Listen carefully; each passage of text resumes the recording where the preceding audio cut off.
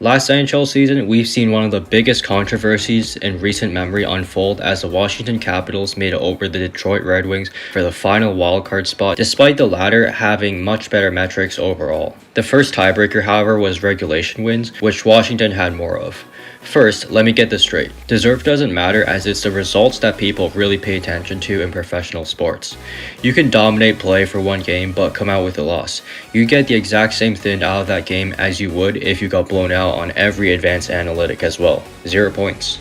It's fair to say Detroit deserved the last wildcard spot over Washington, but earned would be better terminology because Detroit's shown in their games they've been better on average than Washington, and thus it'd make more sense for Detroit to qualify. In this video, I'll be going over the changes the NHL should make to the current standards for who qualifies for the playoffs so revenue could be maximized and teams who really earned their spot in the regular season gets a fair shot at going far.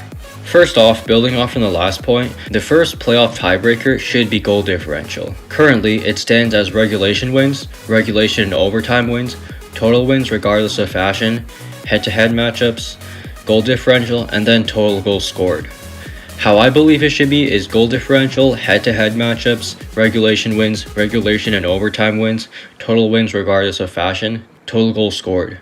I believe goal differential should have been much higher upon the tiebreakers, as not only does it show how successful of a season it was for them, but it also gives a more in-depth story of how their games really went. When they win, do they blow their competition out of the water or barely squeak by? When they lose, do they get blown out or keep it close? This is why the Caps got called the Washington Anomalies, because they made the playoffs with a negative 37 goal differential, which for their current place in the standings is terrible. This is evident from their games too, because they were fortunate in their goals for and goals against being distributed in a way that maximized their wins. Lots of close wins, lots of blowout losses. It goes to show that Detroit beat their opponents more handily when they won and didn't get blown out as often when they lost, and the stats speak for that narrative too. Washington was 28th in goals for and 16th in goals against. Detroit was 9th in goals for and 24th in goals against. Detroit were better on average in their games and likely would have drawn more viewers had they made the dance instead of Washington. The Caps were basically just a sacrificial lamb for the Rangers in the first round, just so they can warm up. Poor Detroit, I honestly thought they should have gone the 8th seed instead of Washington, otherwise the Geyser plan wouldn't be getting called into question right now.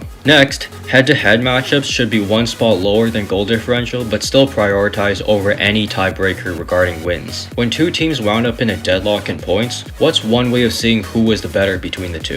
An obvious answer would be matching them up against each other to fight for higher positioning in the standings. When teams within the same division or conference play each other, those same 2 points would mean more than 2 points against interconference opponents, because by getting those 2 points, you're preventing them from getting those same 2 points which would work against you in the race. Those games indeed would have more meaning, and the tiebreakers should reflect so as well. These are my changes I'd implement to the current tiebreaking system. I've seen some arguments for the 3-2-1-0 point system where regulation wins give you 3 points, extra times wins 2 points, extra time losses 1, and 0 for regulation losses. I just think that's too messy and the current point system is fine. On to seeding, our current playoff matchup format is like so. In the 2013-14 season, the NHL adopted the format of conference champions against the second wildcard, division champions against the first wildcard, and the second and third seeds in each division square off. In the second round, the winner between the division champions and wildcards face off against the winner between the second and third seedings in their respective divisions. Most commonly, the conference finals would feature the divisional bracket champions against each other. I believe the league should revert back to the 1-8 seeding, disregarding divisions, just like it was before the 2013-14 season. The divisional alignment should stay as is as well. A little side note I have is for the regular season to be extended to 84 games. Those 2 extra games come from teams playing each other within their division 4 times. It's a very minor addition that adds congruency to their schedules, and all teams can call up affiliates or alternate between roster players in the event of fatigue. Furthermore, the league can just schedule those extra 2 games away from road trips to give teams a reasonable amount of time to rest and prevent jet lag. It's an absolute joke that the Oilers and Flames, who are rivals, sharing the same province of Alberta, only playing 3 times throughout the 22-23 season. Back on the playoff seeding, the current seeding format runs into issues when one division is top-heavy. An example of that is a 21-22 season where the Atlantic and Central were top-heavy. The way to determine if a division is top-heavy is if a division's top 3 seeds get specifically more than 5% the amount of points than the other top 3 seeds in the other division. The value of alpha 0.05 is most commonly used in statistics to draw conclusions between samples, which in this case, the samples between the point total averages of all top 3 teams in each division. The issue we're trying to solve here is the possibilities of contenders running into each other too soon, diminishing the rewards of regular season standing. The primary reason for the 1 through 8 seeding is to reward teams who finish higher by matching them up against lower ranked teams. In the 2022 playoffs, the Bruins were only a wild card with 107 points, and Blues were only third in their division with 109 points. Respectively, they were 6th and 4th in their conferences, and with their point totals almost always would have placed higher. However, the top heaviness of their divisions matched them up against conference runner-ups. In the playoffs, it's more ideal to have high-ranking teams facing off against each other later on because they should have earned their right to play against worse teams in the first 2 rounds, and it's a matter of revenue as well. This is why a matchup like the 2023 finals, where it was the Florida Panthers who were extremely fortunate to have gotten to where they were, against the high-flying Vegas Golden Knights, got so little views. Usually I do prefer to have 1 or 2 lower-ranked teams edging out favorites, but when it's overdone, you do lose some viewership and revenue.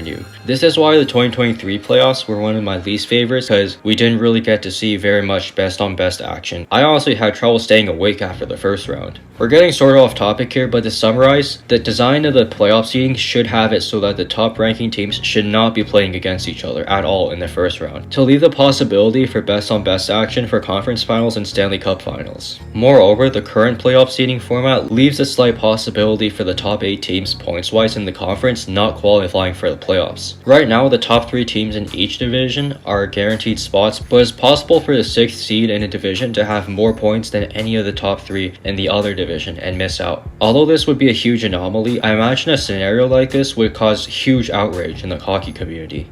Envision the standings like this. The Sabres finished 6th in the Atlantic with more points than the 3rd place Islanders. Who really deserves to make the playoffs? Who is within the top 8 in terms of points?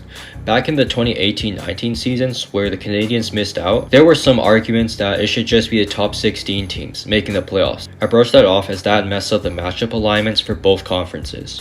This proposal would make perfect sense within conferences though, as it really should just be the top 8 teams making the playoffs because they've earned their spots and fans want to see best on best action. On top of this, divisions within conferences, even after all this, divisions would still play a role in reducing travel and fatigue by assigning more matchups within divisions. I'm all for discussion in the comments section. This is what I change in criteria teams qualify for the playoffs under. I feel like this would do a better job of making sure the true top 8 teams really do make the dance and have regular season standing be more rewarding, encouraging teams to give it their all for 82 games, making for more entertainment. Thanks for watching, guys. Don't hesitate to voice your opinions down below, and I will see you all next time. Peace.